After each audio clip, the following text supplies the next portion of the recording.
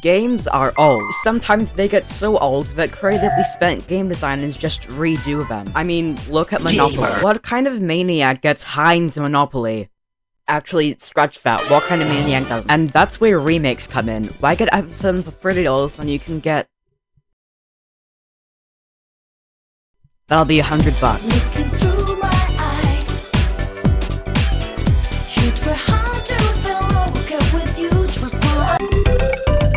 From the days before Spyro was voiced by Elijah Wood and Crash was Bayonetta for 5-year-olds. We had the original Crash and Spyro trilogies on the PlayStation. These were such critically acclaimed platformers that one day Sony decided to not port them and shove them into a fighting game with ads to urge kids into stealing the magic credit card. So anyway, the Crash and Spyro High-End editions are basically the originals, but the characters don't look like sock puppets. Outside of a few gameplay differences like the hot cocoa level making me my pants in anger.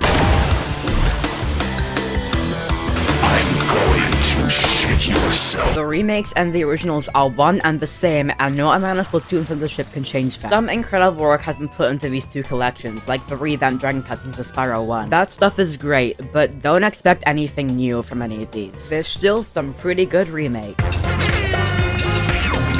Never mind, I hate them. There's also the CTR remake.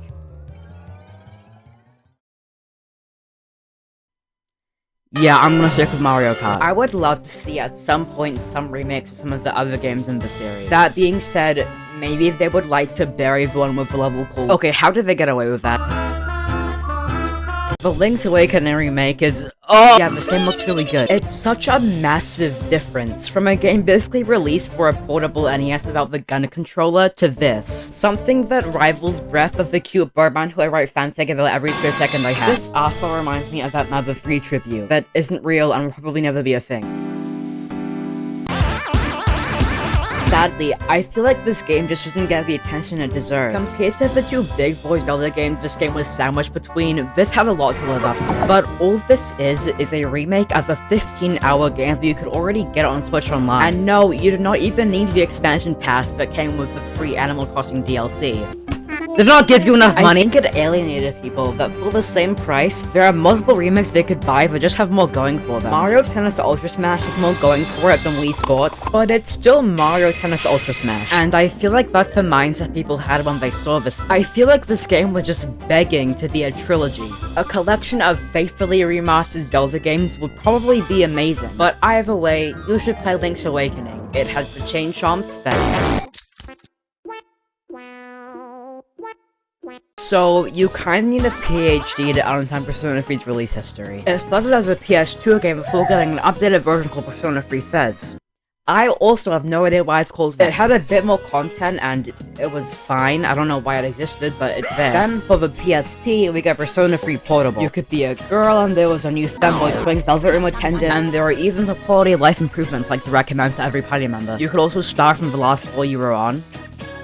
Wait. Isn't the whole point that you can't do that? But it also looks a lot worse with a visual novel approach to cutscenes and no anime FMV. The most important thing for you to do now is enjoy a mouth-watering Egg McMuffin sandwich from the new all-day breakfast menu at McDonald's. There's a lot of debate over which version is better. Best with its visuals and answer campaign, or Portable with its quality of life improvements and female protagonists. People wanted a definitive Persona 3, a game that would combine the strengths of both Fez and Portable for the ultimate way to experience the game.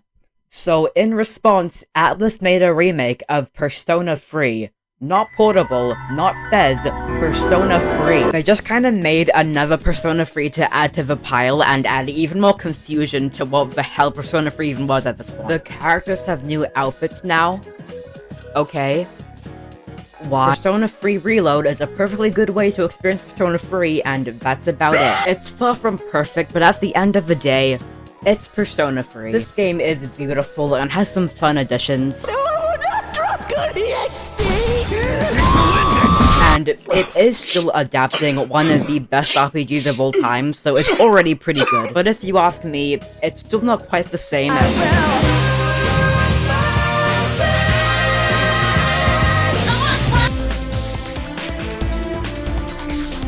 FF7 is arguably one of the most iconic games ever made, so when Square Enix was announcing a remake for it, you can guess the amount of people willing to pay for it instead of a dental insurance. And I was one of those people. This remake is weirdly pretty different from its source material. There are ghost things that make the characters follow the canon events of the story, I think. I would love to say that this game is great if you like FF7 but don't want to play as a Lego minifigure, but sadly, Square is trying way too hard to make each part of this collection 30 hours long. And yes, I say collection because this game is split up into 3 separate entries, each being full price. I'm just gonna say it, this doesn't have to be a trilogy. If they were just less annoying filler, this could easily be one standalone game, and that annoys me. Some real, genuine effort has been put into these games. But if I wanted 5 hours of actual gameplay story to be stretched out into 30 hours, I just play Yick.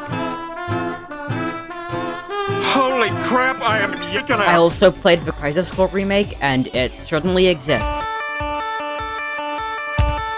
Remakes are kinda dumb. If you have something new to say using an existing piece of art, I'm all for it. But we don't need to make every single old game beautiful for a new generation. If someone isn't a fan of Crash on the PS1, High Edition probably isn't gonna change their mind that much. Because games work because of their gameplay. I dislike the Horizon game, not because Aloy looks like a boy, but because I didn't like the gameplay or story. I didn't like the open world or the writing that felt like it came straight out of a Darman video. Silence!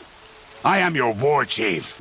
Wow, that is so gay. But hey, at least we sound Disney remakes. Hey guys, I know you like The Lion King, but what if we added bad audio peaking? It's like watching one of my videos, I highly recommend it. Anyway, Heinz or subscribe, my main is Brel.